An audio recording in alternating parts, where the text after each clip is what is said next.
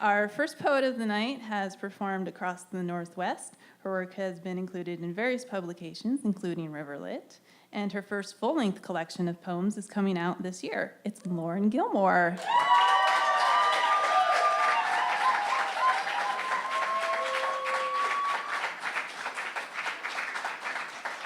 Hello.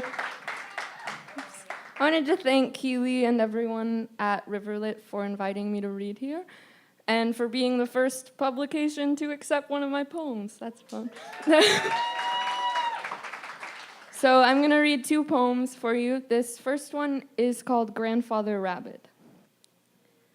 In that hospice bedroom where the oxygen masks and Johnny Cash tunes were working together to keep you alive, you asked me to write you a poem. I found a scrap of paper at the bottom of my purse, scribbled something about a rabbit, since that was your favorite animal. Your eyes lit up. I'm going to take it with me, you said. Even if they don't want me to, I'll hide it in my pocket anyway. No one asked who you were talking about, just mapped the changes in your face. The next time we saw you, tongue and brain disconnected by morphine, all you could do was squeeze my hand.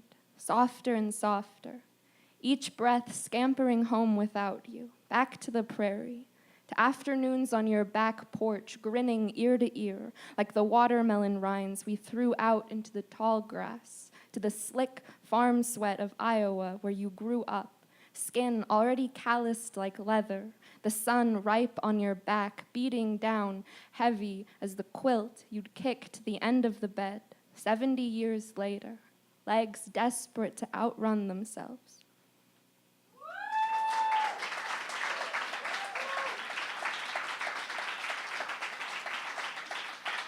Thank you. I wasn't sure if this was going to be like the super literary readings where they don't clap in between, so I was like bracing myself for either one. So now I know. So I have one more poem before we hear the rest of these wonderful things tonight. This poem is called Choke Cherry. Choke cherry bushes grow along the house where I grew up. For years, my mom warned us they were poisonous, until the day her boyfriend snatched one, chewed, spat, and told her what it was. Then she took to making pies and jams, storing them downstairs in jars during the winter. The first time I saw what a woman looked like, once she had been sucked dry to the pit, I was still looking at a girl in the bathroom mirror. After that boy had buttoned his jeans and gone home, after I'd said no, after he'd said to show him my breasts and the couch cushions sank under our combined weight, a choke cherry looks ripe long before it is ready to be eaten. We were kids.